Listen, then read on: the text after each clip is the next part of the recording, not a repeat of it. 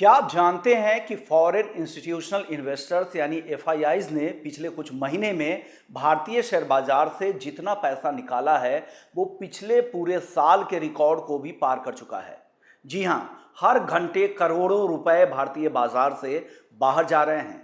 भारतीय अर्थव्यवस्था इतनी तेजी से बढ़ी फिर भी विदेशी इन्वेस्टर्स अपना बोरिया बिस्तर समेटकर क्यों भाग रहे हैं।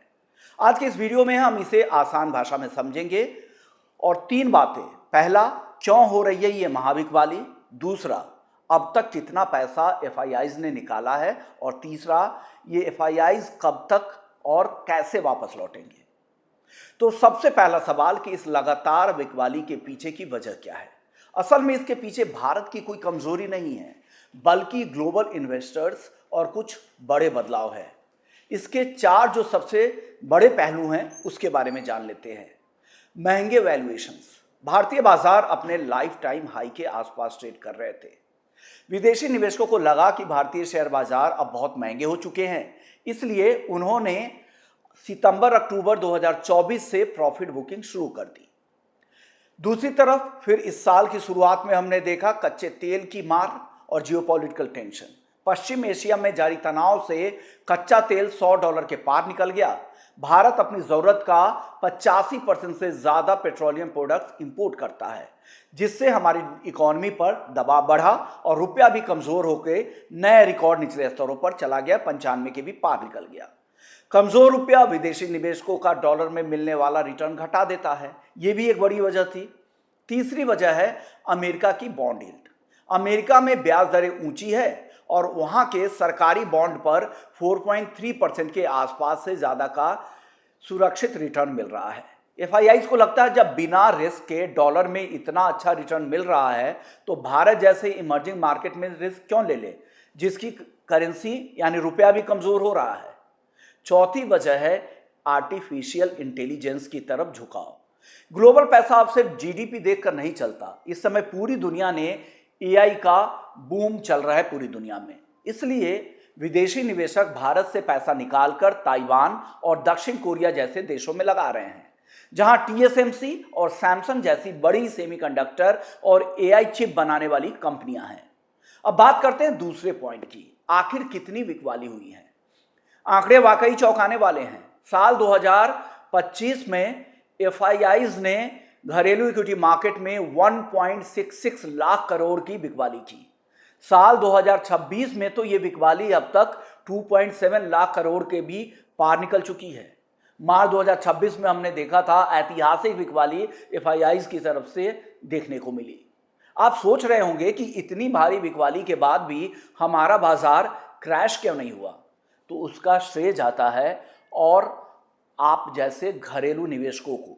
हमारे म्यूचुअल फंड और हर महीने आने वाली रिटेल निवेशकों की 30,000 करोड़ की एसआईपी, तो डीआईआईज ने इस पूरी बिकवाली को संभाल लिया और बाजार को ढहने से बचा लिया। इस साल डीआईआईज की कुल खरीदारी अब तक 4.25 लाख करोड़ के आसपास की रही है। अब सबसे जरूरी सवाल, इन विदेशी निवेशकों की घरेलू बाजार में वापसी कब और कैसे होगी।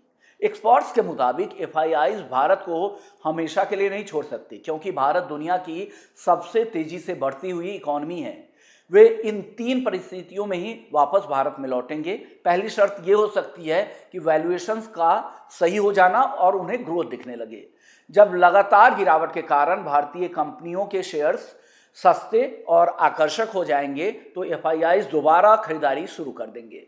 दूसरी शर्त होगी उनकी कि ग्लोबल अनिश्चितता और कच्चे तेल की कीमतों पर लगाम। जैसे ही पश्चिम एशिया के हालात सुधरेंगे, कच्चे तेल नीचे आएगा और रुपया मजबूत होगा, विदेशी निवेशकों का भरोसा वापस से भारतीय बाजार पर लौटेगा। तीसरी शर्त यह हो सकती है कि अमेरिकी फेडरल रिजर्व का रुख अगर यहां पर नरम हो, ब्याज दरों में अगर कटौती हो, तो अमेरिकी बॉन्ड से पैसा निकालकर वापस से भारत जैसे विकासशील देशों के बाजारों में पैसा एफआईआईज का आने लगेगा। तो कुल मिलाकर कह सकते हैं कि एफआईआईज की यह बिकवाली भारत की किसी आंतरिक कमजोरी की वजह से नहीं है, बल्कि दुनिया के बदलते समीकरण और मुनाफे को दूसरे सेक्टर्स जैसे एआई में शिफ्ट होने के कारण है। एक रिटेल निवेशक के तौर पर आपको घबराने की जरूरत नहीं है, बल्कि अपनी एसआईपी और अच्छी कंपनियों में निवेश जारी रखने की जरूरत है, क्योंकि जब एफआईआईज लौटेंगे बाजार में एक बार फिर से बड़ी तेजी देखने को मिलेगी। भले बाजार के मूड की वजह से दिग्गजों के बयान निगेटिव आ रहे होंगे कि रिटेल निवेशकों को इक्विटी मार्केट से दूर हो जाना चाहिए, इतिहास गवाह है सबसे बड़ा वेल्थ क्रिएटर एकमात्र यही एसेट क्लास रहा है, और ऐसे बड़बोले एक्सपर्ट्स को भी इसी बाजार ने एक्सपर्ट बनाया है। अगर आपको ये एक्सप्लेनर वीडियो पसंद आया और इसी तरह के वीडियो आप पसंद करते हैं तो दोस्तों के साथ शेयर करें, और मार्केट के ऐसे ही सटीक एनालिसिस के लिए हमारे चैनल्स बिजनेस 24 टीवी को सब्सक्राइब करें। मिलते हैं अगले वीडियो में।